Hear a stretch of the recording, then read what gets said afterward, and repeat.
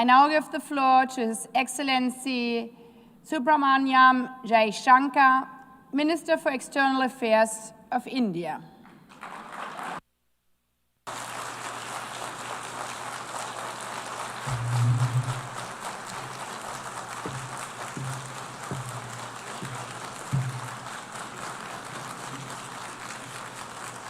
Madam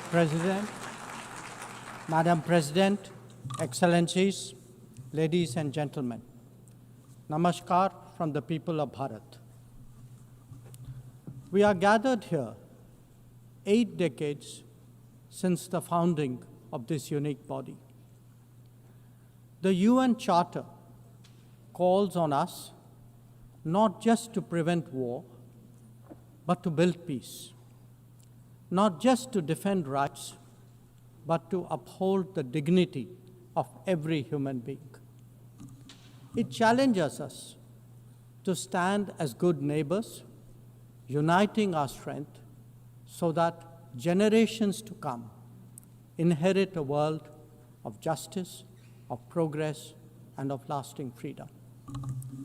Madam President, forces unleashed by history since the founding of the UN propelled this body forward. As decolonization advanced, the world began to return to its natural diversity. The membership of the United Nations quadrupled, and the organization's role and remit grew significantly. In the era of globalization, its agenda evolved even further. Development goals took center stage, even as climate change emerged as a shared priority. Trade acquired greater prominence, while food and health access were recognized as essential to global well-being. Where security was concerned, the UN undertook peacekeeping operations and promoted disarmament discussions. As a result, the UN became a natural platform to debate key global issues. Madam President, we must ask ourselves today, how has the UN lived up to expectations? And just look at the state of the world. There are 2 significant conflicts underway, one in Ukraine and the other in the Middle East, West Asia. Innumerable other hotspots don't even make the news. The slow progress of the SDG Agenda 2030 presents a sorry picture. On climate change, the reality is of recirculated commitments and creative accounting. If climate action itself is questioned, what hope is there for climate justice? When a once-in-a-century pandemic hits us, we saw open discrimination in access to vaccines and to travel. Energy and food security have been the first casualties of conflict and disruption, especially since 2022. Better-off societies insulated themselves by having the first call.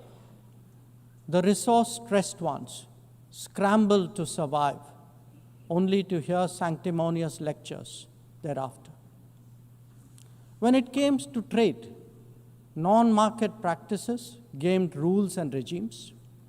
The resulting concentration exposed the world to leveraging. On top of that, we now see tariff volatility and uncertain market access.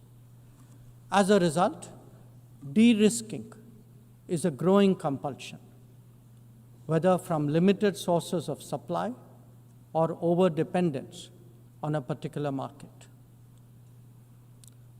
Economic concerns have other dimensions as well. Heightened technology control is one. The grip on supply chains and critical minerals is another. The shaping of connectivity is no less sensitive. Protection of key sea lanes has become a challenge. restricting the evolution of a global workplace is an issue. Each makes a compelling case for more international cooperation, not less. But are we really headed in that direction? And where has the UN actually made a difference? Madam President, as members of the UN, we meet here as sovereign equals. That is not a formalism, but a recognition of the inherent diversity of our world. Understandably, we have different history, traditions, heritage, and culture. For them to coexist, for them to enrich each other, it is imperative that we foster understanding and respect. This will only happen when we resist political interference and economic pressures, when narratives are free of prejudice, when double standards are abjured, and when pluralism is truly appreciated. Madam President, Excellencies, while asserting our rights, we must also firmly face up to threats. Countering terrorism is a particular priority because it synthesizes bigotry, violence, intolerance, and fear. India has confronted this challenge since independence, having a neighbor that is an epicenter of global terrorism. For decades now, major international terrorist attacks are traced back to that one country. UN's designated lists of terrorists are replete with its nationals. The most recent example of cross-border barbarism was the murder of innocent tourists in Pahalgam in April this year. India exercised its right to defend its people against terrorism and brought its organizers and perpetrators to justice. Because terrorism is a shared threat, Madam President, it is essential that there is much deeper international cooperation. When nations openly declare terrorism a state policy, when terror hubs operate on an industrial scale, when terrorists are publicly glorified, then such actions must be unequivocally condemned. The financing of terrorism must be choked, even as prominent terrorists are sanctioned. Relentless pressure must be applied on the entire terrorism ecosystem. Those who condone nations that sponsor terror will find that it comes back to bite them.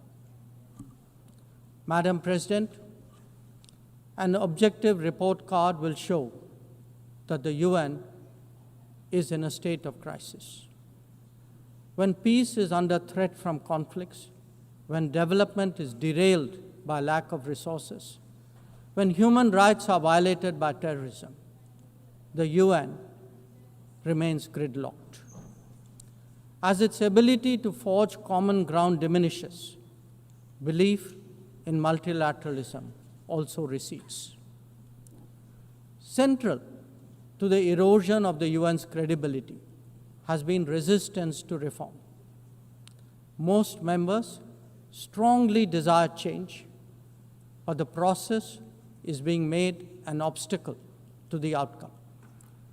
It is imperative that we see through this cynicism and purposefully address the reform agenda.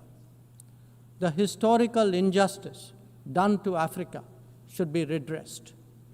Both permanent and non-permanent membership of the Council must be expanded.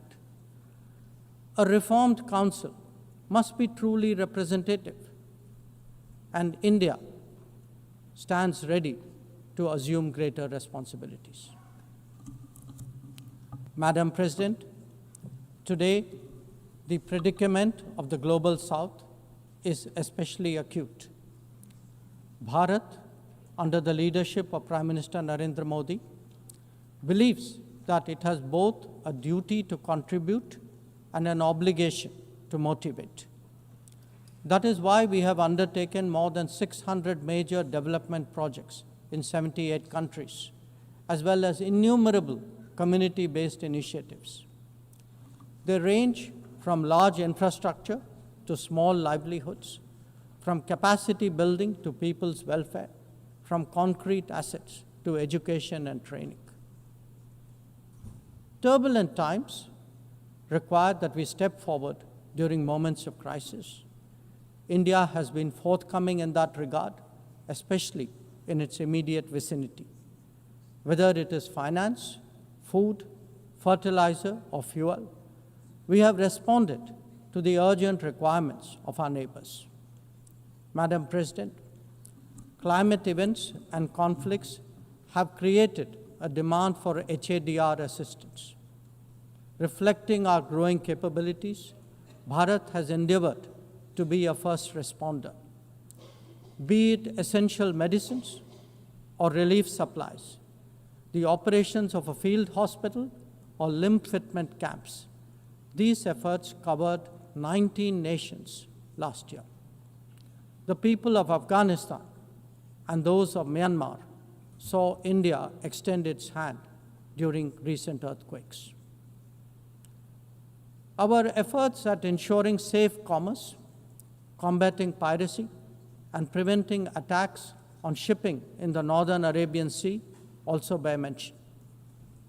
And the Indian tradition of UN peacekeeping operations continues in the Democratic Republic of Congo, in Western Sahara, Central African Republic, Golan Heights, Cyprus, Lebanon, Abyei, South Sudan, and Somalia. To put it clearly, our soldiers ensure peacekeeping, our sailors protect maritime shipping, our security counters terrorism, our doctors and teachers facilitate human development the world over, our industry produces affordable products, our techies promote digitization, and our training facilities are open to the world. These remain the core of our foreign policy. Madam President, each one of us has the opportunity of contributing to peace and prosperity. In the case of conflicts, especially Ukraine and Gaza, even those not directly involved have felt its impact. Nations who can engage all sides must step up in the search for solutions. India calls for an end to hostilities and will support any initiative that will help restore peace. The last decade in Bharat has also seen transformative changes due to the vision of Prime Minister Modi. Our digital public infrastructure has redefined governance and enabled delivery of public services on an unprecedented scale. Our startup ecosystem, innovation culture, and microfinance are changing the face of society. Our rapidly growing infrastructure facilitates both ease of doing business and ease of living for citizens. India remains committed to sharing its experiences and tools with others on their journey of development. Artificial intelligence as a horizontal and cross-cutting technology has a particular promise for development. India's approach is to harness it responsibly for human welfare. Inclusion and impact will be the watchwords for the summit that India will host in 2026. Madam President, Bharat approaches the contemporary world guided by three key concepts. One, Atmanirbharta, or self-reliance. That means developing our own capabilities, building our own strengths, and nurturing our own talent. We see its results already, be it in manufacturing, in space programs, in pharma production, or in digital applications. Make, innovate, and design in India also benefit the world. 2. Atma Raksha, or securing oneself. We remain determined to protect our people and secure their interests at home and abroad. That means zero tolerance for terrorism, robust defense of our borders, forging partnerships beyond, and assisting our community abroad. And 3, Atma Vishwas, or self-confidence. As the most populous nation, as a civilizational state, as a rapidly growing major economy, we are confident about who we are and what we will be. Bharat will always maintain its freedom of choice and will always be a voice of the Global South. Madam President, these are certainly challenging times for the international community.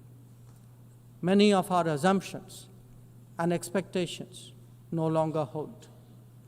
In such circumstances, it is imperative to stay strong, to hold firm, and to deepen friendships.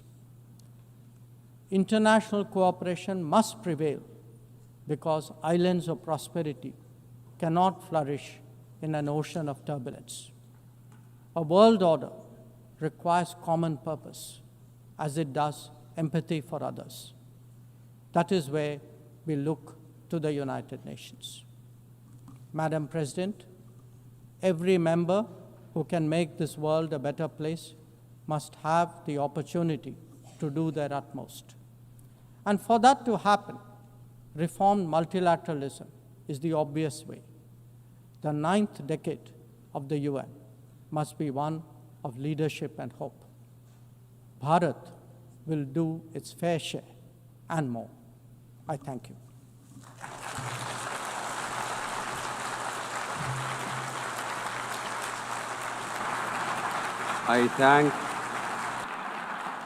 I thank the Minister for External Affairs of India.